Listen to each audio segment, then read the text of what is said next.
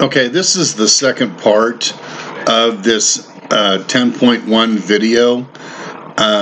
This is the worksheet that you were given and picked up. The couple things I want to note first of all is with most of these lessons, I'm going to give you this reteaching with practice page.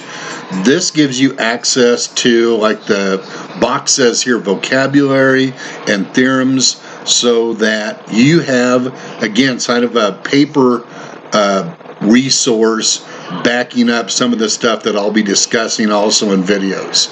You see all of those different terms that I discussed there, plus you also see the theorems that I illustrated in that first video. Also with these, there will be given some examples. So when you look down at the bottom of this page, you see example 1. And in this example, they're asking you to identify some of the different figures that we talked about. And also with these examples, they give you solutions. Okay, don't be afraid to read through those to back up what we've been talking about.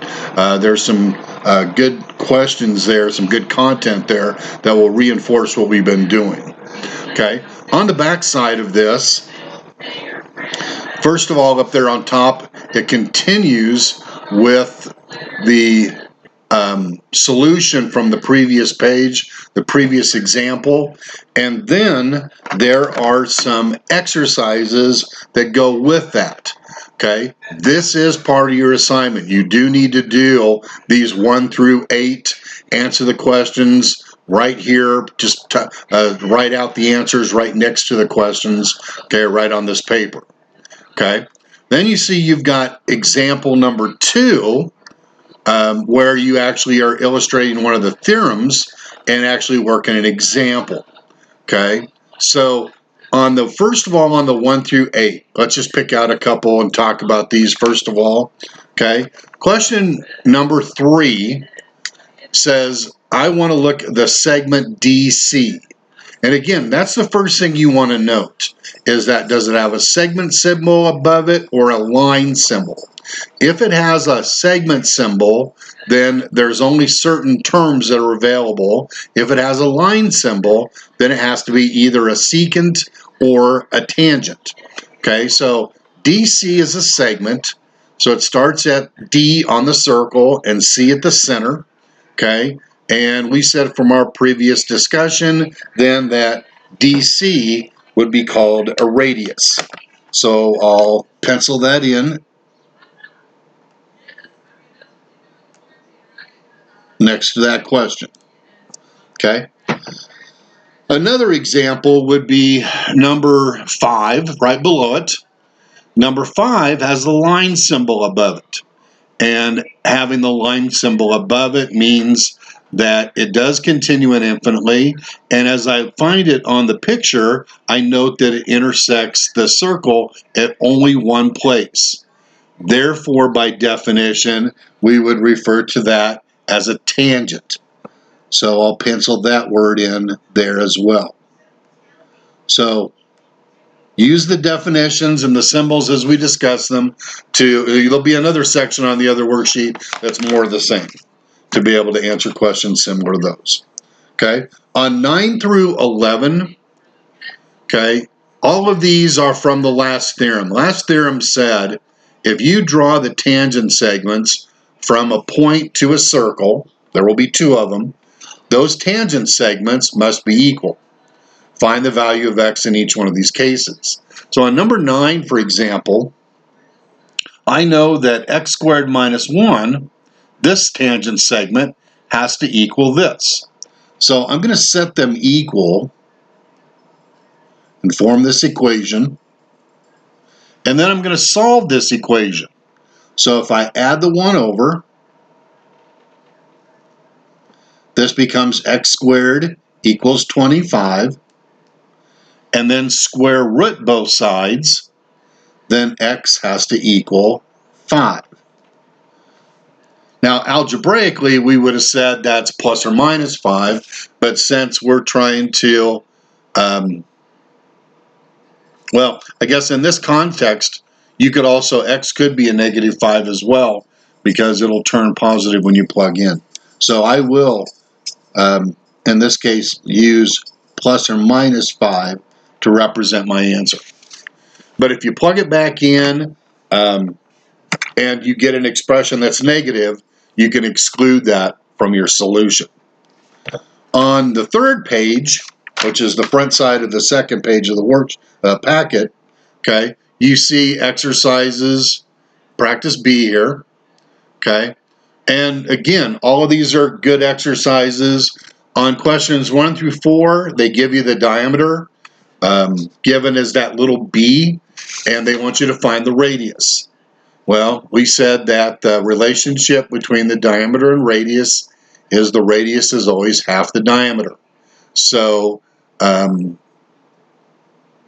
if you have on number 4, the diameter is 2 feet 5 inches. So if I take those values, that translates to 29 inches. Dividing that by 2, you get 14 1/2 inches, which would be the same as 1 foot 2 1/2 inches. So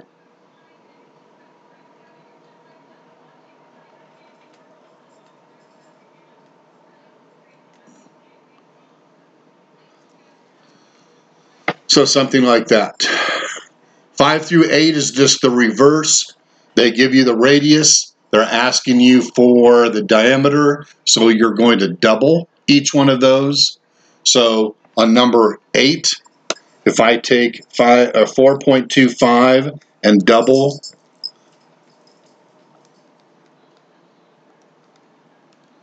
you get 8.5 feet.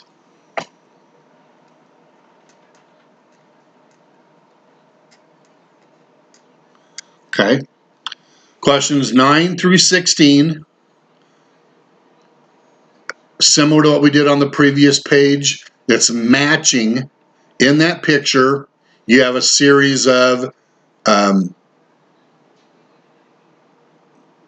expressions or segments, figures on the left side, words or terms on the right side, and you're matching. Match the left side to the right side. Okay. Probably the ones that are new, going to be new to you, are the common tangents. When you have more than one circle in a picture, common tangents are tangent lines that are shared by the two circles. Okay, so they touch both. If they pass on the exterior of the circles, they're exterior tangents. If they pass on the interior, then they're interior tangents. So if you look at the line FE in that picture, the line FE, notice that it touches each circle only once, and it passes between the two circles. Okay, EF or FE would be a common internal tangent. So number 10, I'm going to put a letter G out in front, okay, to match to the proper term. 17 through 20, you're given on an XY grid, circle A and circle B. They want you to find the center and the radius. So on number 18, the center of circle B, if you count the spaces or the blocks over and up, I get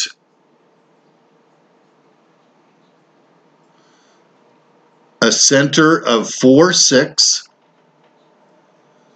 Okay, that's an ordered pair. Notice you put it in print. I put in parentheses, and then I put down that the radius is 2 blocks in any direction. So R equals 2. Okay.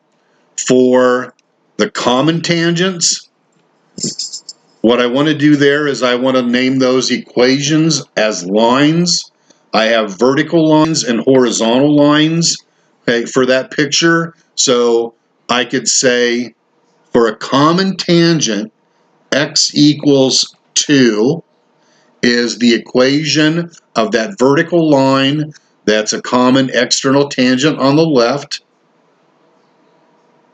I have x equals 6 is a common tangent on the right, and y equals 4 is that horizontal line that passes through this way. So if I mark those, here's the internal. Here's my first external. Here's my second external. And those are the three common tangents for that picture. Okay? On 21 and 22, for these two examples, okay, you're testing. This comes from the first theorem. Okay? We said that if the line AB is tangent, then it has to form a right angle with the radius. So what we're trying to do is we're trying to see if those three dimensions form a right triangle. So on number 21, what I'm going to test is, does 17 squared equal, put a question mark because I don't know, equal 8 squared plus 12 squared? Well, the 17 squared is 289. 8 squared is 64, and then 144. Okay, the sum of those two values on the right side is 208.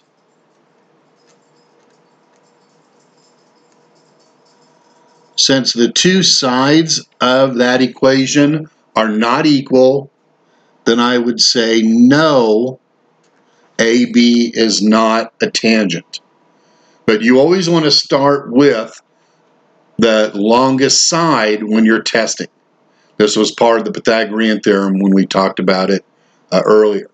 Number 25, this is like the examples on the previous page.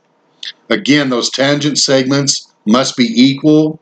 So I know that 3x squared minus 11x has to equal 4. Okay, so if I subtract the 4 over,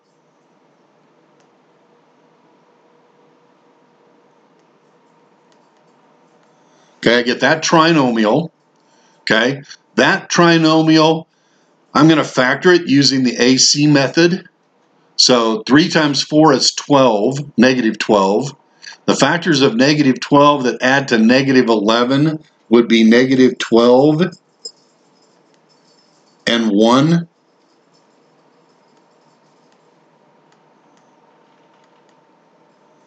Okay. And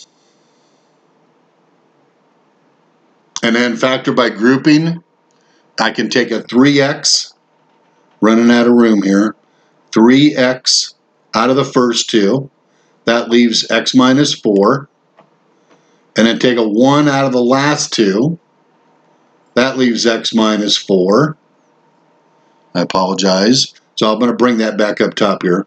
Okay. This then becomes a 3x plus 1 and an x minus 4. And then setting both of those equal to 0.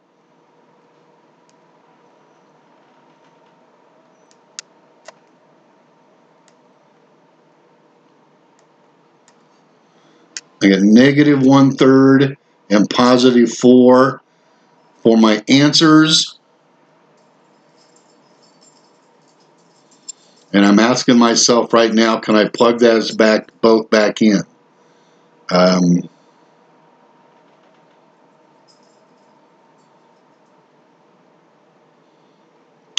I can't plug in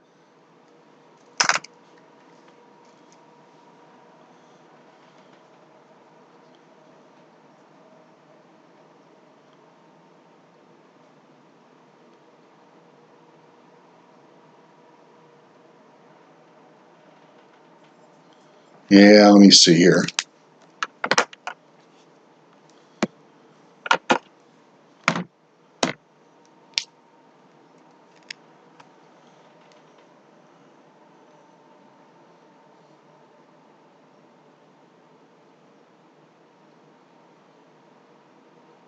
I think maybe I can. So I'm going to call both of those solutions to this equation and leave it at that. So x equals negative 1/3 and x equals 4 are my solutions for that. And you're going to use a similar approach on number 24, but it won't be, you won't require the AC method. You can just unfoil it, and I think you'll be able to find your solutions from that. Okay, that should give you some help with that as you go through and do those. If you have further questions over this worksheet, please email me. You have the rest of this week to work on it. If you turn it in Thursday, great. Otherwise, it'll be due next week. And don't forget to, and then next Monday, we'll be talking about section 2 for this unit. Okay, thank you.